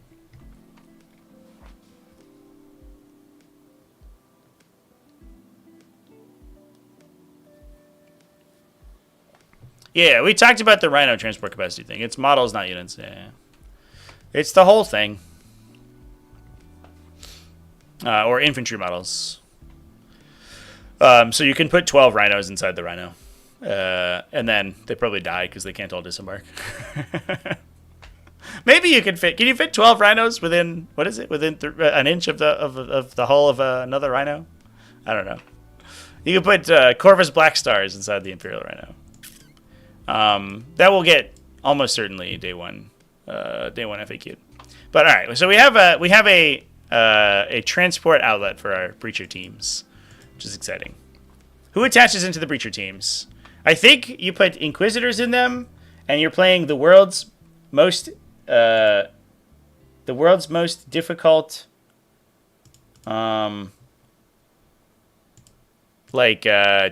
Ion combo, basically. This guy shoots D6 damage, or D6 shots devastating. So Inquisitor Cody is also good. Also, he gets wound rerolls on objectives, but he's only 3 attacks, so I don't know if I'm that excited about it. The regular Psyker Inquisitor seems good. He has a AP2 force weapon. His force weapon is better than all of the other force weapons. For whatever reason, the Primaris Librarian, I believe, only has an AP1 force weapon.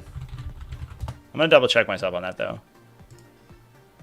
Which is wild that his is just worse than the regular dude. Yep. Get wrecked, Space Marine Librarian. Your force weapon sucks. For some reason, I guess it's +1 strength, but that's because you're a Space Marine. But for some reason, it's -1 AP from a regular S Inquisitor. Get absolutely pooped on. But he shoots 2d6 +2 probably because he has 2 combi weapon shots, devastating shots at AP2. That's pretty good. And if you're in the detachment where you can give him Melta, that can all be 2 damage if you're within 9 inches. So, I don't know. That's like actually kind of a trillion damage, right?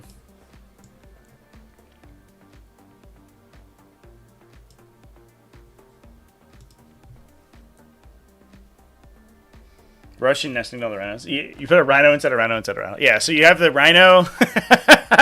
You put a unit inside a rhino, and then you embark like 3 or 4 sets of rhinos, and then you large model disembark on the top of the first turn. You just large model disembark all the rhinos across the table, and then disembark a unit like in your opponent's deployment zone. and then you get, I don't know, to put a bunch of rhinos there. I guess each of the rhinos could have like 11 additional models inside them too. So you could actually put units inside them as well, and you could use them to springboard across the table. It is like worse Scions, chat. But it is also cheaper Scions. The full Scion combo costs you a lot. And this dude is like 60 points or something. Probably. He is right now. He might be more now. And you get to regen CP, which is cool. But that's what, 9 devastating shots with rerolls? Hitting on, I guess, oh, these are all torrent, actually. So you probably average, let's say you average 1 hit out of the combi weapon, right? So you're shooting 8 auto hits, like wound rerolling. If you have the Melta upgrade, then this gun is good for, then like your attacks combined, if you're just fishing for 6s, are good for 1.2 times 2. It's like good for 5-ish damage, probably, on average. From just that dude. Plus you get the rest of the unit shooting as well. That's probably pretty good. Is there any, like, can we get anti anywhere on any of these detachments? I think only in melee, right? Melee weapons, get anti-infantry, Sag.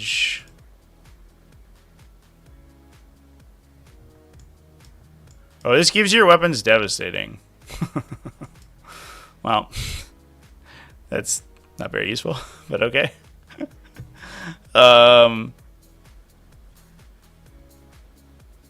I like that it's a flame projector that buffs your psychic attack. I don't know how that works, but I'll take it. Oh, you could also get... oh, this is models from your army. Not units. Now I'm sad.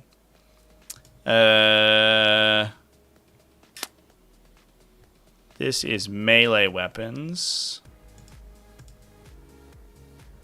Yeah, no, I can't get anti anywhere. Sad.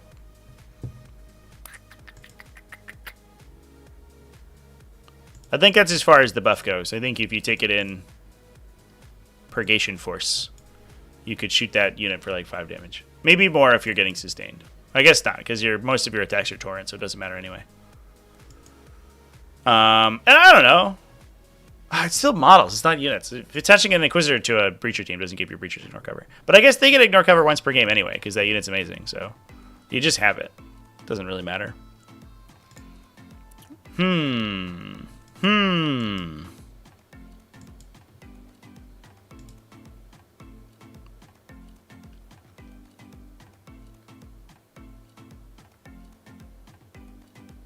It's a little awkward. So many of these are Inquisitor locked because it's literally only the regular ass Inquisitor that can take them. Like you can have Anti-Demon 3 on your like 4 like AP 2 D3 damage melee attacks. Like okay. I guess it goes to 5 attacks with Demon Slayer. But that's not that exciting. We don't have any dedicated melee characters that can have open slots for enhancements like that.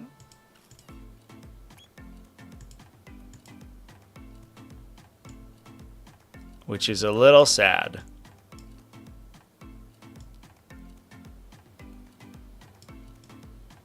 Yeah, I don't know. Do Breachers of the Void thing keyword? I think they do. Let's take it. Let's go back. It would be weird if the naval Breacher team did not have the Voidfarer keyword. The team meant to go on ships did not have the keyword that lets you do ship things. Yes, it does. They've got all the good keywords. They gave this datasheet everything. This was the other kit they had to get rid of in this codex. They were like, guys, we have too many navigators, whatever the kit the navigator comes in, probably Blackstone Fortress. And we have too many of the Officio Assassinorum, like 4 packs. And we have too many Navy Breachers, because they were really mediocre. They were a cool unit that was kind of bad. But now, they're cool and good. Maybe. I don't know. So they get all the synergies with the Imperialis fleet detachments.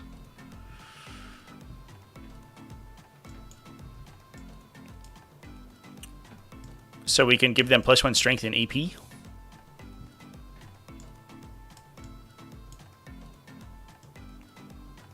Oh, and we can if we put an Inquisitor into the unit, you can use Masters of the Void for free. Or, not for free, but you can use Masters of the Void and recoup it. And they can strategic reserve into your opponent's deployment zone. That's cute. Although, that's for sure going to be screened out on turn 2. I don't know a situation in which that would be allowed.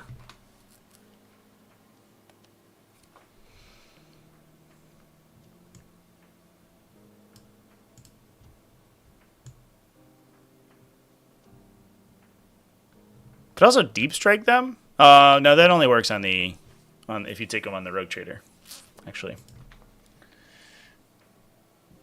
Navigators are releasing a separate character kit. Oh, okay. Well, that would make sense then. If it's super pushed. They're like, guys, spy navigators. You want an Archaeo attack? Yeah, it doesn't look like there's a navigator on the website already. Well, can we use... What do you think if we use this guy as a navigator? What if we bought the Caradron Overlord navigator? Do you think people would be able to tell the difference? Probably not, right? I think that's basically the same model.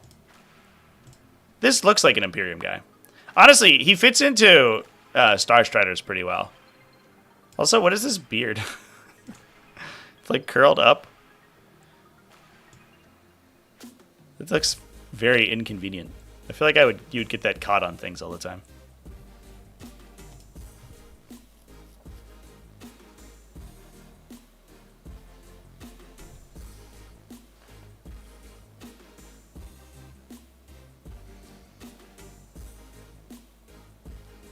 Is it really uncommon for lone Space Marines to attach themselves to Rogue Traders or Inquisitors in the lore? I don't think so.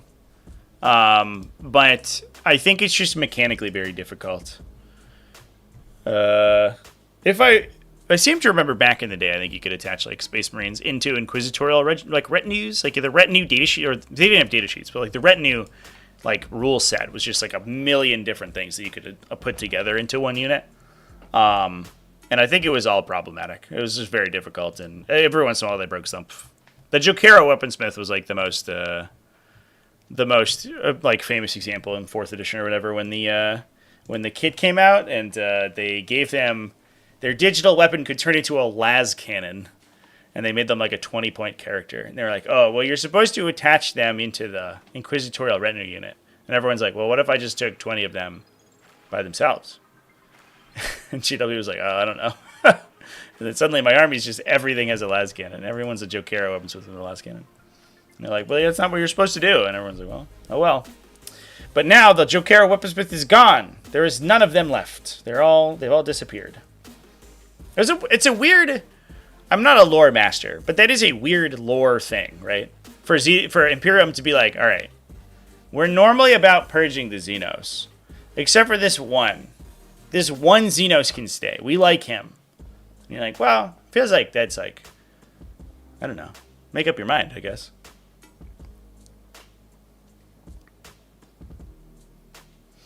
Acquired all-cost detachment roll with sticky objective sisters.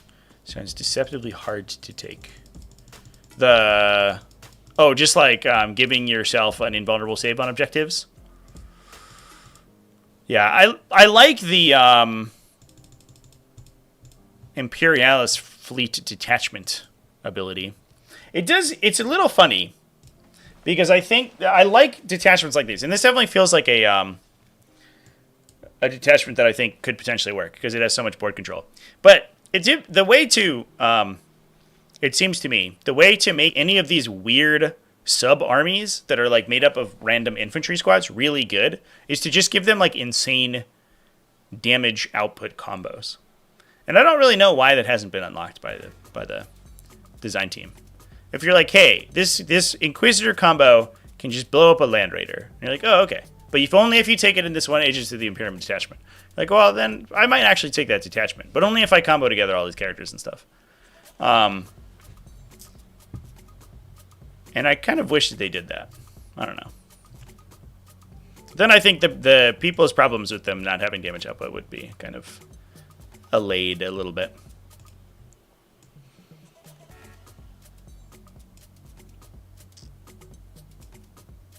There's been a couple examples where I think that's been the other one that was like in 9th edition like Phobos units. Like Phobos units had no sub-factions where they were useful. They were just trash. They were just worse at everything than regular like intercessors. So you're like, why would I take these outside of the infiltrators and stuff that were utility? Like, why would I take there was an army of renown where you could take a bunch of Vanguard stuff. And it feels like the way to unlock stuff like that is just be like, okay, when a Vanguard unit from your army performs an attack, reroll the wound roll. Just do that. And suddenly like this army of renown is actually playable. But they don't want to do that. And those are some instances where I think they could make it work. Where if you have this army that's like, this army is mostly just really, really tiny little units. And if you just gave them like really crazy in-faction combos, that would be the way to make them useful in faction. But I think just as a like interesting utility, I think that's the way they want them to work.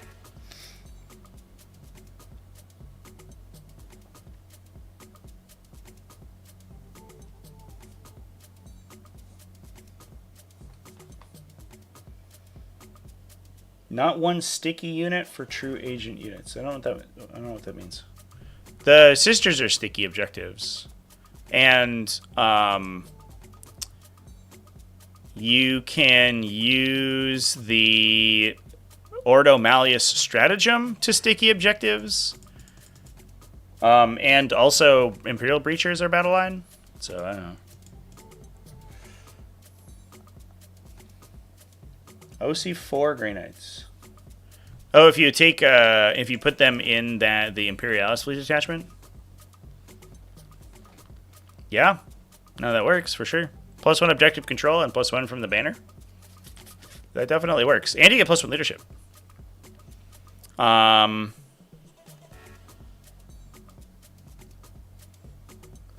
You have a tough time using it to take objectives, I guess.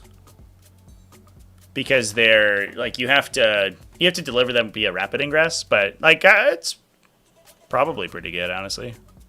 You're also like your regular breachers and stuff get OC3. Like you could just throw Arbites onto an objective and they're OC3 at that point. That's probably just fine. So detachment's really good at taking objectives away from people. It's really good at it. Because you also have so much infiltrate and deep strike, so you're just all over the place with this detachment. No Arco-Flagellants as far as I can see, chat.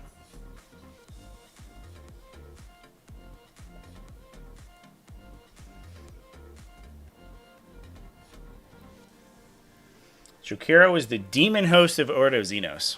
I guess that makes sense. I guess that follows through. Everyone's cheating a little bit on their Imperial affiliation on a different ally, I guess. Nothing past the Rhino, I don't believe, champ. I think the Rhino's the last thing I got. Yep, Rhino is the last thing in my documents here, chat. It is page 32 of 32 as far as I have. I don't have points values right now, and even if I did, I wouldn't trust them, so I don't know if that's worth thinking about. But that's the whole codex so far. At least as far as the pictures that I have. So yeah, I think that's Agents of the Imperium. I'm like I said before, the faction's interesting as a solo faction. Being able to take a bunch of assassins seems nuts unless they're really expensive. And the I don't know, some of the combinations with Navy Breachers and Inquisitors and stuff is pretty good. Deathwatch veterans are still strong. They seem just fine. They're gonna do okay. You don't really have any big guns in this army, but that's probably okay. And I think that some of the new tools that other Imperial factions potentially have access to are going to be absolutely nuts, absolutely super strong. So I'm a little worried about that, but we'll see what the points values look like. Hardly any anti-tank. Yeah, and I guess the thing, as people pointed out earlier, the other thing we have to keep in mind is, first of all, I think that there's going to be a deceptive amount of damage from this army, right? Because you're like, well, you don't have any anti-tank. How are you going to, what are my good offensive profiles? And then the Seversor comes in with 9 attacks with sustained hits and stuff. And this dude just like auto bounces you for 6 mortal wounds or whatever. And then that like Inquisitor comes in and shoots you for a bunch of devastating. Like you can combo together some damage, right? These guys have a bunch of strength 10 like hit rerolling melee attacks, you know. And we can't forget, as people pointed out, that we can just take Knights and Warlord Titans still, or Warhound Titans still. So you can be like, oh no, if I really need to kill Magnus, how am I going to do it? Oh, if I take a Porphyrion, we'll find a way. Life finds a way. Or if we take, Canis Rex, or if we take, whatever, we take any of those big punchy idiots, you can soup in some stuff. So I think you can probably make it work. You can make it work as a faction. I'd actually be kind of interested to play it. I might, once the points values get rolled out and this gets added into the format officially, I might do some theory crafting, because I don't know. I like armies like this. I like very technical armies with a bunch of little characters. And that's what this looks like.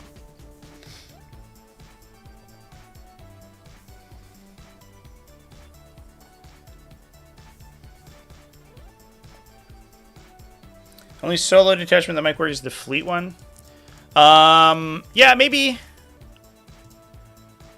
I like the idea of Ordo Malleus. The fleet one seems like very, very straightforward.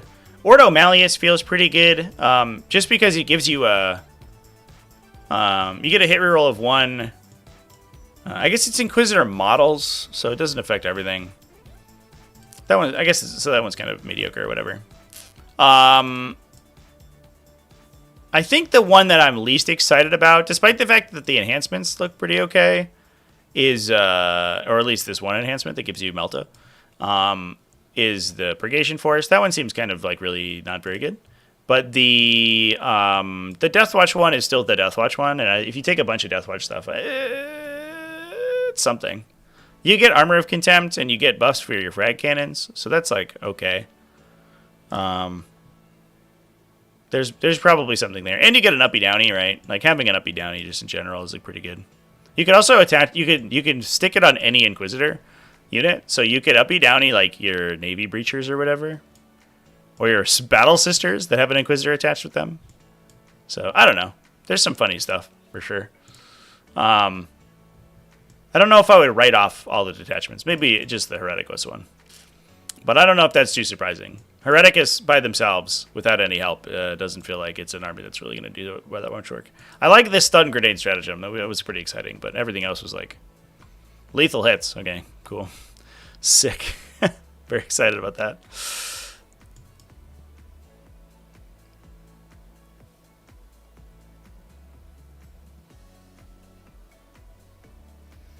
Breachers of Battle Line. Yeah, they do. It's on the data sheets. I can kind of show you, although the keyword section in the photographs that we have is a little bit fucky. But you can see it at the bottom here. You can see the bottom of a B, and then a triangle, and then 2 T's, and then L-E-L-I-N-E. I'm pretty sure that says Battle Line. I would be hard pressed for that not to be Battle Line.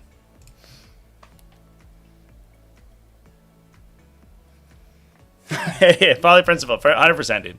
It's like that guy who won with Null Maiden Vigil a couple weeks ago. Just like, oh, what? You won with that? Like, nobody can win with Null Maiden Vigil. It's trash. And then he's like, I don't know.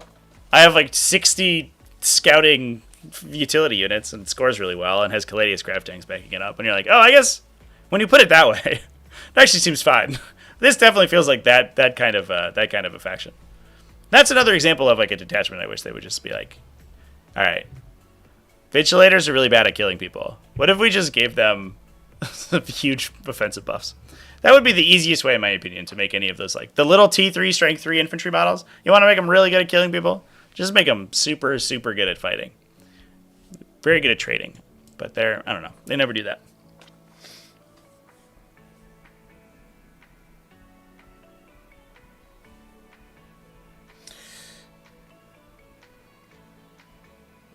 Being able to swap out assassins seems strong, but could be problematic points-wise. Well, I think the idea, as people were saying, the reason that they all got buffed is that I think they're going to get like a unified points value.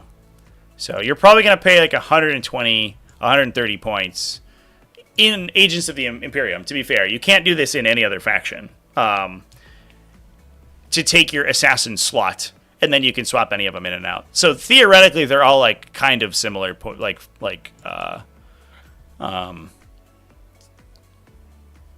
power level. And to be fair, the Vindicator Assassin still maybe feels like the worst one. He's just a guy with a gun. Like, okay, that's a pretty cool gun, man. But this Eversword Assassin attacks you 10 times and moves 24 inches. Like, I don't know. That feels better. But the Eversword Assassin and the Calidus Assassin are crazy. The Calexis Assassin feels like it could just fuck with your opponent's scoring one turn as well. So I would buy these 3 for sure. An orbital strike that carries over to the next game. No, he's not bad. I don't think he's bad. But is he Eversword Assassin good, chat? I don't know. I don't know if he is. Like, he's obnoxious to deal with, but I don't know if he puts as much pressure on your opponent as the Eversword does. Like, if you're just out of line of sight, he doesn't do anything, right? He might get a good shot into, I don't know, something that's toughness 8, and he blinks it for some damage every turn. But if you just don't give him your characters, he doesn't do anything. Whereas the other assassins are very proactive. That's the only difference. I would take him if the points are right, for sure. I don't think you're not going to be like, oh, I have this worthless ass Vindicator Assassin. It's only shooting D3 plus 3 damage every turn. Like, it's still fine. Yeah. So the Imperialis fleet does not have an uppy downy, but it does have a lot of like reserve manipulation, so it's kind of different. It has a reactive move in response to being shot at, so you can you have like a little bit of play within like movement on your opponent's turn. It also gives a bunch of people deep strike. Up to 3 Voidfarers units get deep strike, and you can give a bunch of infantry infiltrators as well. So plus the Rogue Trader entourage just has a redeploy built in as well, like on top of that. So you have like a lot of like board control stuff. You don't have an uppy downy, but you have a lot of other things going on. You get advance and shoot. It's kind of exciting.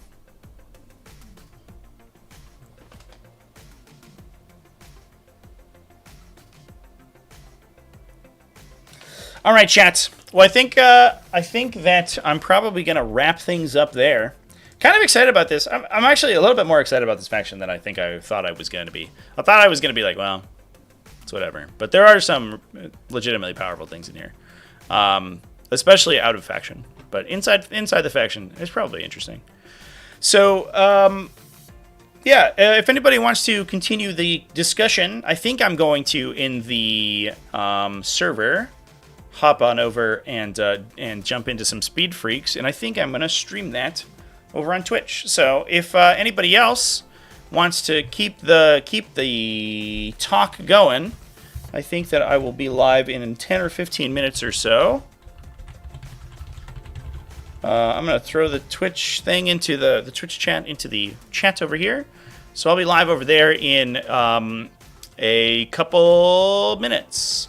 And if anybody wants to play, then I'll be over in the Discord in the video game channel. So that game released on Saturday, and it's super fun. And I am working on some video game content at the moment, and that might be part of it. I think we might do some little tutorials and stuff on how to do basic stuff in Speed Freaks, because it's a very fun game, but it is a little bit of a learning curve. So yeah, that's what's going to be going on. So come hang out with me over there. Thanks everyone for chilling with me. I think that I will see you in the next one. So cheers, everybody. Oh, I'm also going to be live tomorrow evening with another T5S2 game as well. So we'll have a commentary tomorrow at 8 p.m. U.S. Eastern Time. So that's like 26 hours from now, just about. Will be the next stream over there. So I'll see you in a bit, everyone. And have a good weekend.